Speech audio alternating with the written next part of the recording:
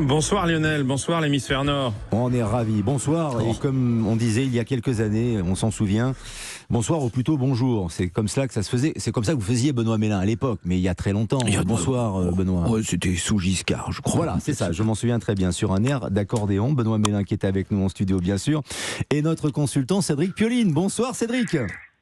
Bonsoir, je vois que vous gardez le meilleur pour la fin. Toujours évidemment. C'est Cédric Pioline qui est là et on fait monter l'audience à ce moment-là. Vous voyez, quand on prononce votre nom, on sait exactement qu'il y a énormément de monde qui nous écoute et tant mieux pour cela et merci pour cela.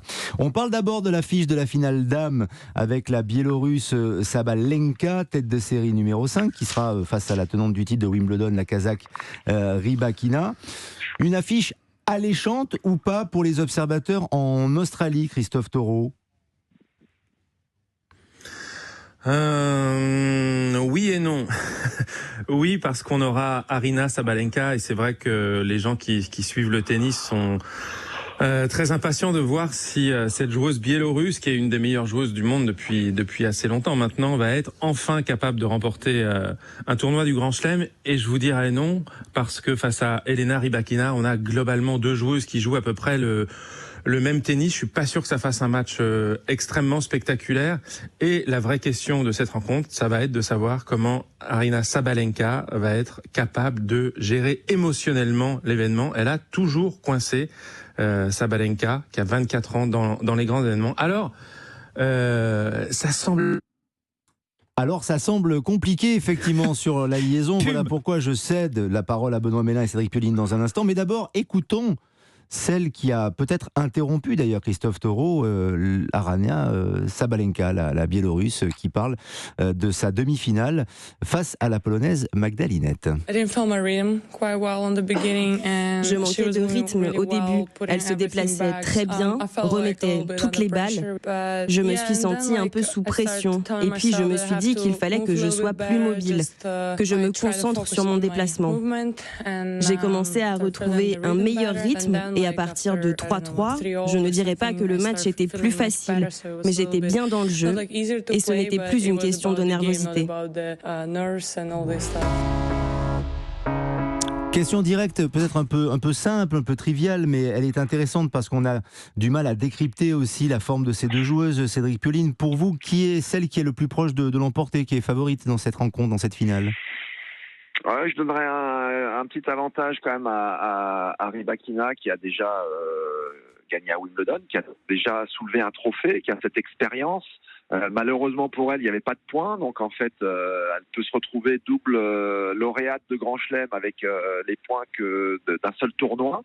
Mais je dirais qu'elle a un petit avantage, mais la mieux classée, c'est son adversaire qui, même si, comme l'a dit avec beaucoup de justesse Christophe, a toujours calé dans les grands événements, puisque c'est la première fois seulement qu'elle se qualifie pour une finale de Grand Chelem. C'est une jeune femme qui apprend, qui a une carrière par étapes, et donc peut-être qu'elle va, si elle contrôle ses nerfs, elle va pouvoir soulever le trophée, mais je dirais qu'il y a beaucoup d'indécision dans cette finale. C'est une finale très incertaine, n'est-ce pas, Benoît Mélin? Ah oui, bien sûr, mais je suis complètement d'accord avec eux. Je ne sais pas si on a récupéré Christophe Taureau. Pas encore, mais il arrive. Mais parce qu'en fait, en plus déjà de la pression de l'événement en lui-même, de cette finale d'un tournoi du Grand Chelem, on nous annonce une journée pour samedi, puisqu'elles vont jouer samedi en fin de journée, donc à 9h du matin en France. Mais on annonce une journée très très chaude, alors qu'il n'y en a quasiment pas une. Il y en a eu une le mardi de la première semaine. Et là, on repart sur des températures de 35-36 degrés et avec beaucoup de vent. On annonce des rafales de vent assez importantes, avec deux joueuses qui jouent leur tennis en fonction de leur qualité de première balle de service. Donc s'il y a du vent et qu'elles ne peuvent pas contrôler véritablement cette première balle, plus la pression de l'événement, plus les émotions qui peuvent bloquer un peu le bras, on peut effectivement se retrouver avec une finale pas jolie à voir. Donc tout va se jouer en fait dans ce contrôle mental. Et c'est vrai que dans cet exercice, on a l'impression que Rybakina, la russo-kazakh, est un peu plus costaude que Sabalenka. D'accord. Christophe Taureau, avez-vous les mêmes prévisions météo que Benoît Mélin, vues d'Australie, par rapport aux rafales de vent qui sont prévues samedi pour cette finale, qui pourrait perturber les deux joueuses et un jeu linéaire? Oui, absolument. Ça a été une des données de cet Open d'Australie. On a eu pas mal de vent. On s'attendait à des fortes chaleurs. Et en fait, il a pas fait si chaud que ça. Il a fait très bon, entre 25 et 30 degrés, hormis le jour où on a eu une température qui est montée à 39. Mais oui, effectivement, il y a eu un petit peu de vent. Pendant ce tournoi, ça sera peut-être effectivement le cas samedi. D'ailleurs, Rybakina l'a dit aussi hier soir, elle a eu du mal à s'habituer aux conditions de la session de nuit parce qu'il fait vraiment frais le soir ici, donc c'est plus lent. Elle trouve que c'est difficile de faire avancer la balle, donc ce sera aussi un des éléments, en sachant que là, la puissance de Aryna Sabalenka peut-être être un avantage. On parle du tableau masculin dans un instant. Petite question néanmoins, un peu géopolitique, Cédric Pioline, si je puis me permettre, mais une Biélorusse contre une Russo-Kazakh, est-ce que, avec des pays donc émergent d'une certaine manière, est-ce que c'est ça le tennis féminin aujourd'hui? Est-ce que c'est l'avenir du tennis féminin ou est-ce que c'est un épiphénomène? C'est pas nouveau comme phénomène. Les joueuses de l'Est russes et les anciennes fédérations sont très présentes depuis pas mal d'années. Mais c'est vrai que elles jouent bien, elles ont faim, elles sont motivées, elles sont complètement dédiées à leur sport, elles sont bosseuses. On a toujours tendance à dire que ce sont des pays, ces pays-là qui sont des pays explosifs en fait. Elles ont des caractères très forts. Et on le voit. Alors chacun à sa manière. En tout cas, avec les deux finalistes, une qui est beaucoup plus émotive que l'autre, un peu plus froide pour Rybakina qui se maîtrise mieux. Mais je peux vous dire que ce sont des volcans, ces jeunes femmes. En effet, et ce sera très intéressant de suivre cela avec Christophe Taureau sur l'antenne d'Europe 1, tout comme les demi-finales hommes. On se régale déjà à l'avance, notamment avec le grec Tsitsipas qui sera opposé au russe Karen Khachanov. La grande question que l'on se pose, Christophe Taureau, c'est est-ce que enfin c'est la bonne année pour Tsitsipas qui, on le rappelle, court toujours après une première victoire en Grand Chelem?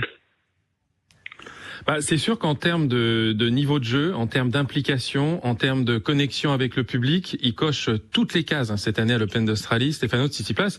Donc moi j'aurais envie de vous dire oui, sauf que il risque de retrouver en finale Novak Djokovic et c'est ça son problème.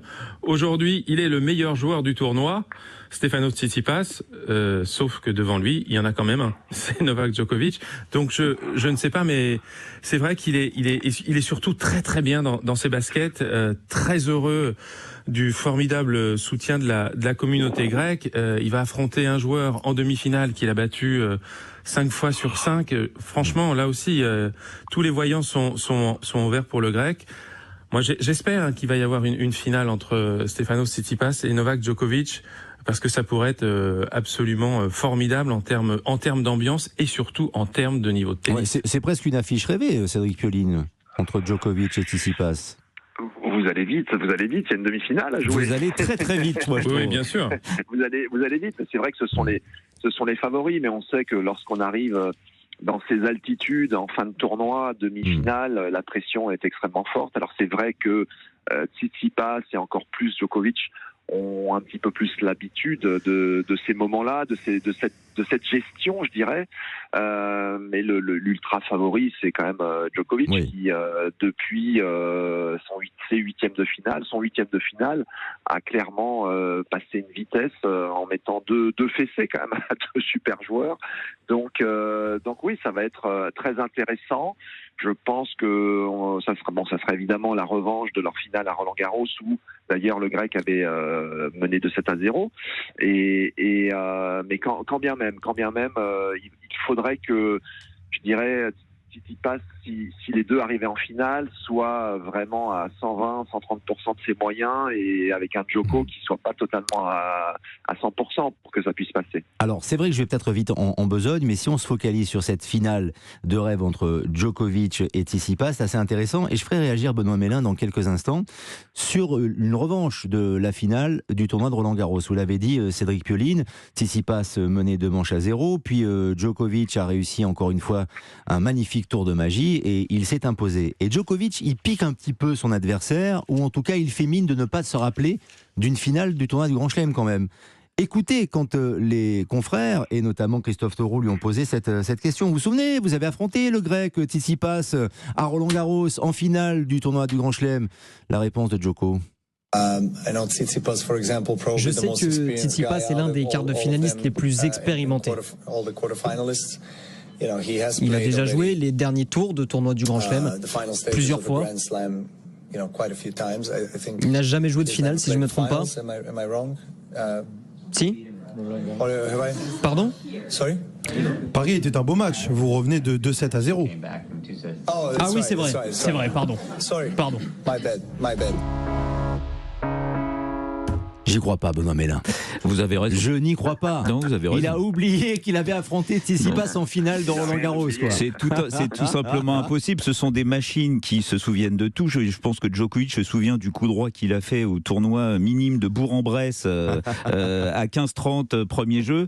Donc de là, mais c'est là qu'il est fort. C'est encore une fois, c'est tout ça, c'est psychologique bien sûr. C'est que tu leur fais mal quand tu dis des choses comme ça. Tsitsipas, quand il entend ça, il se dit non mais il se fout de moi ou quoi? C'est pas possible. Qu'est-ce qu'il est en train de raconter?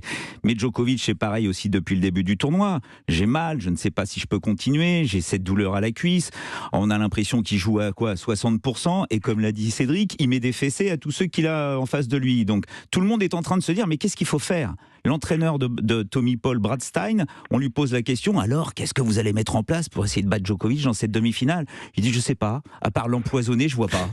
Donc en fait il a créé ça, c'est-à-dire que Djokovic en est arrivé à banaliser l'inconcevable, c'est-à-dire qu'il remet en question le côté de la glorieuse incertitude du sport. On a l'impression qu'à chaque fois qu'il est là sur un court, il est injouable, imbattable, même s'il n'est pas à 100%.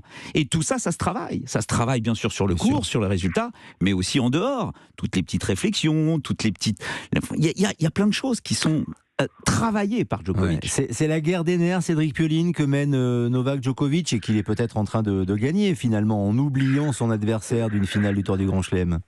Oui, enfin ça fait partie du jeu. On sait que c'est un vieux briscard, mais j'ai envie de vous dire que si cette finale se déroulait, on aurait quand même les deux joueurs qui sont qui, à mon sens, essayent quand même le plus de déstabiliser leurs adversaires lors de leur match, puisque souvent ce sont deux adeptes des pauses pipi, toilette, break, on sort du cours. On se rappelle que voilà, le temps passe vite, mais au premier tour de l'Open d'Australie, Djokovic, au bout de 5 jeux, est sorti du cours sans l'autorisation de l'arbitre. Donc oui, ça fait partie du jeu.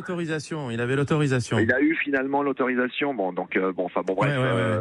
Alors que normalement, le règlement n'est plus celui-ci. Mais bon, parenthèse, fermons cette parenthèse. Mais en tout cas, ce qui est certain, c'est que je ne sais pas exactement à combien de finales de Grand Chelem est Djokovic. Il doit être une trentaine de finales de Grand Chelem. Pour sauf erreur de ma part, pour Tsitsipas, le déficit, il est gigantesque. Quand on rentre sur le court avec Djokovic en face, d'autant plus qu'il est à combien de victoires d'affilée en Australie? C'est un truc 26. À 26. Donc vous voyez, il est chez lui, il est dans son jardin. Franchement, encore une fois, il faudra qu'il se passe quelque chose, que les planètes soient extrêmement bien alignées, qu'on réveille l'Olympe pour que Tsitsipas puisse l'emporter. Si cette finale a lieu, bien sûr, c'est bien de la présenter, en tout cas de se projeter de cette manière-là, mais en effet, Tsitsipas doit battre d'abord le Russe Khachanov, on l'a dit, Christophe Taureau, mais Djokovic sera opposé à l'une des surprises de ce tournoi, et peut-être même la grande surprise de ce tournoi, l'Américain Tommy Paul, qui est un véritable vent de fraîcheur. Oui, 25 ans, 25e mondial, entraîné, Benoît le disait, par un Brad Stein, qui est un vieux routier du circuit, qui a entraîné Andy Roddick, qui s'est même occupé de Sébastien Grosjean, et qui s'est pris d'affection pour ce joueur qui a parfois eu des petites sorties de route, qui buvait un tout petit peu, qui a même joué un match complètement ivre à l'US Open en double. attendez, de son partenaire. Boire pour un double, c'est normal. C'est normal. Allez-y, remettez-moi ça. Serena Williams aussi a joué une fois un match de double avec sa sœur à Wimbledon. Elle était pompette, elle avait bu du champagne dans les vestiaires. Tout ça aussi après une défaite parce qu'elle avait du mal à s'être fait battre. C'est pareil aussi pour Tommy Paul. Il y a une espèce d'image qui est en train de se faire sur Tommy Paul, c'est l'alcoolo, le mec qui rentre sur un court, il a sa bouteille de gnôle, le changement de côté. C'est pas du tout. C'est juste, il a picolé parce qu'il avait perdu en simple. C'est pas du tout ce que je suis en train de dire. Non, mais ça se répercute, ça se répercute. Christophe Taureau, allez-y. Ce qui se passe, c'est quand même que la fédération américaine lui a quand même fait suivre un programme lié au fait de boire un petit peu moins au quotidien. Bon, voilà, il y a quand même eu d'autres événements. Voilà. Au-delà de ça, c'est un super joueur de tennis qui continue de progresser et franchement, moi, tout au long du tournoi, il m'a impressionné parce qu'il est vraiment droit dans ses bottes, concentré et surtout, il a cette capacité à bien jouer dans les moments importants. Mais c'est quasiment systématique. Il sert vraiment très très bien. On sait un joueur à l'américaine, hein, gros service, gros coup droit. Il tient très bien aussi en revers. Mais effectivement, on a l'impression que c'est un joueur qui est, je dirais pas un petit Djokovic. Il fait tout très bien comme Djokovic, sauf qu'il fait tout moins bien. Donc je ne vois pas comment il va pouvoir s'en tirer. Et s'il devait battre Novak Djokovic, ce serait un exploit absolument considérable. Ce serait formidable. Peut-il donc inquiéter le Serbe, cet Américain Tommy Paul? Son entraîneur à votre micro, Christophe Taureau, il s'appelle Brad Stine, il nous parle en français et il évoque le style de jeu notamment de son poulain. Il est une super bonne athlète. Il joue un peu comme en français. Il sente la balle. Il cherche des choses un peu spectaculaires quelquefois. Alors comme ça, c'est un tennis très joli de voir. Tommy, il est pas peur de jouer des joueurs sur le circuit. Maintenant, il a déjà battu Rafa. Il a battu Alcaraz. L'année dernière, il a un record plus de gagnés contre les top 10 que perdus. Alors maintenant, je crois, il n'est pas perdu de personne sur le terrain. Je suis très surpris par 2-3 mots de cet entraîneur, Cédric Pioline, qui dit que Tommy Paul joue, et c'est un compliment dans sa bouche, comme les Français. Qu'est-ce que ça vous évoque, Cédric ? Non, mais c'est vrai qu'il a plutôt d'abord il a plutôt un beau jeu. C'est un bel athlète. Il a un jeu intéressant. Il est assez je dirais qu'il est assez créatif et assez spontané sur le court, plein de qualités. Il arrive à maturité, visiblement. Après, il a fallu qu'il se trouve des errements divers et variés. Mais bon, maintenant, c'est un joueur qui visiblement a compris les exigences de son métier et avec les qualités qui lui sont propres, commence à vraiment performer. C'est son premier résultat de grande envergure. Vraiment, on parle de lui, mais comme l'a dit Brad au micro de Christophe, il a battu Nadal au dernier Rolex Paris Masters. J'avais vu le match, même si Nadal était, on le sait, pas complètement bien dans ses baskets, j'avais trouvé vraiment que il avait progressé, qu'il jouait bien, que c'était intéressant, et puis on le retrouve 3 mois plus tard en demi-finale de l'Australie. Donc oui, après c'est Djokovic en face, ça va être compliqué parce que on se demande un petit peu quelles sont les armes qu'il pourra utiliser pour déstabiliser la cuirasse du Serbe. Et puis le côté français, peut-être qu'il en profite, Brad Stine, et ce sera pourquoi pas, son discours avec son joueur, avec Tommy Paul, c'est qu'il a entraîné aussi Sébastien Grosjean à une époque, au milieu des années 2000, et il avait permis à Sébastien Grosjean d'aller jusqu'en quart de finale à l'Open d'Australie, à Wimbledon, et puis tout le monde se souvient que Joe-Wilfried Tsonga avait réussi un exploit à l'Open d'Australie en battant en 5-7 Novak Djokovic. Bon, il y a quelques années, c'était en 2010, mais voilà, les Français en tout cas, il les connaît bien. Le tennis français est toujours présent, quel qu'il soit, même quand il n'y a plus de Français engagés dans les tournois, c'est une bonne nouvelle. Alors c'est vrai qu'on aime bien, nous les Français, évidemment, se manifester, faire état de plein de choses, et on n'est pas toujours très discret. Mais alors, dans la famille Djokovic, je demande le père quand même, parce que Serdan Djokovic, on l'a aperçu, apparemment, Christophe Taureau, mais vous allez nous le confirmer, dans une tribune avec des Russes, avec un drapeau russe, et ça fait un peu débat. Oui, alors c'était à l'issue du quart de finale, remporté par son fils face à Andrei Rublev. Et là, il y avait un groupe de supporters qui a déployé des drapeaux russes. C'était au pied de la Rod Laver Arena, juste aussi devant la double entrée Margaret Court Arena, et surtout il y avait un drapeau agrémenté d'un visage de Vladimir Poutine, et Serdjan Djokovic, lui, passait par là. Et donc il s'est affiché en compagnie d'un homme qui a brandi ce drapeau, et évidemment avec les téléphones, la scène a été filmée, elle a été ensuite diffusée sur une chaîne YouTube pro-russe avec en incruste, alors là il a été un peu piégé, le père de Novak Djokovic effectue une déclaration politique audacieuse. Enfin, il n'avait rien déclaré du tout, si ce n'est quand même qu'il avait lancé en serbe longue vie à la Russie. Donc voilà, je ne pense pas que c'est un impact sur Novak Djokovic. Hein. Il a une cuirasse suffisamment solide, mais il a quand même pas beaucoup de chance, Novak Djokovic. Il permet entre guillemets à ses parents de revenir à l'Open d'Australie où il n'était pas revenu depuis 2008, l'année de sa première victoire. Et voilà. Et son père, dont on connaît le caractère éruptif, eh bien voilà, au bout d'une semaine en Australie, il en a fait une belle. Voilà. Ce qui est clair, c'est que c'est vrai que Djokovic, il est très soucieux. Ouais, il est très soucieux de restaurer son image en Australie après ce qui s'est passé. Ouais. Cédric Pioline. Oui, c'est Monsieur Boulette.